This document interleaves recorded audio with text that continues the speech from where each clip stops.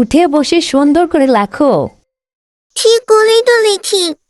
আচ্ছা মা, তুমি খাওয়ার সময় বলো, দেখো তোমার বাবা ভাত খাচ্ছে, তুমিও ভাত খাও।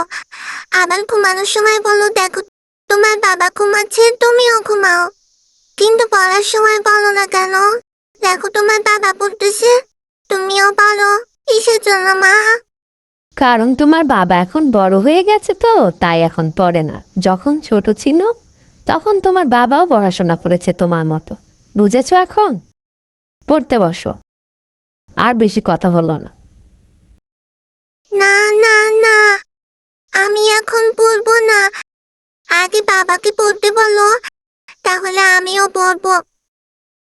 উফ, কি মুশকিল। তাহলে বাবাকে বলো কাল থেকে যেন আমার সাথে স্কুলে যায়, না হলে আমিও স্কুলে যাব না। তোমার বাবা তো কাজ করে, তাই না? তাকে তো অফিসে যেতে হয়। তাহলে তোমার সাথে স্কুলে কিভাবে যাবে বলো? তুমি আর দুষ্টুমি করো না, এখন পড়তে বসো। আচ্ছা মা, বাবা কি সত্যি বড় হয়ে গেছে? তোমার বাবা তো বড়ই। তাহলে ভুল করলে তো তুমি আমাকে বকো, আবার বাবাকেও বকো। তাহলে বাবা বড় হলো কিভাবে? বড়কে কেউ বকেই। কি হয়েছে? পড়াশোনা বাদ দিয়ে এত কথা কিসে? দেখো না কি সব বলতেছে আবোল তাবোল।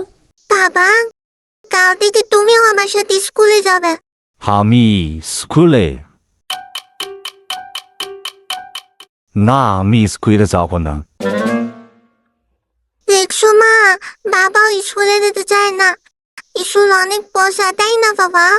অনেক পড়াশোনা করতে হয়। কালকে থেকে আমিও আর স্কুলে যাব না।